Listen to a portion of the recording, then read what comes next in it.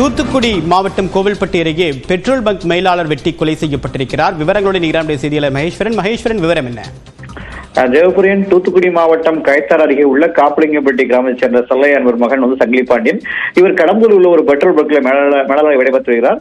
இவர் இன்று வழக்கமாக தனது வீட்டில் இருந்து தன்னுடைய பைக்கில் சென்று கொண்டிருந்த போது எதிர்ந்த கார் ஒன்று மோதி உள்ளது. அந்த கார் மோதி நிறைய சங்கிலி பாண்டியன் கீழே விழுந்து படுகாயமடைந்து இறந்துள்ளார்.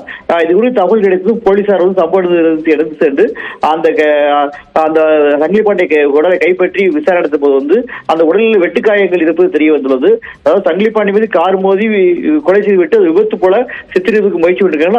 அவர்கள் இறக்கவில்லை என்பதால் அந்த காரில் அந்த கும்பல் அவரை வெட்டிவிட்டு தப்பிவிட்டதாக கூறப்படுகிறது. உடலை கைப்பற்றி போலீசார் விசாரணை எடுத்து வருகின்றனர். முன்னுரிமை காரணமாக இவர் கொலை சம்பவம் நடைபெற்றதா அல்லது வேற எதுவும் காரணமா என்பது குறித்தும் விசாரணை எடுத்து வருகின்றனர். இந்த சம்பவம் அந்த பகுதியில் பெரும் பரபரப்பை ஏற்படுத்தியுள்ளது. தேவபிரியன், விரிவான தகவலுக்கு நன்றி மகேஸ்வரன்.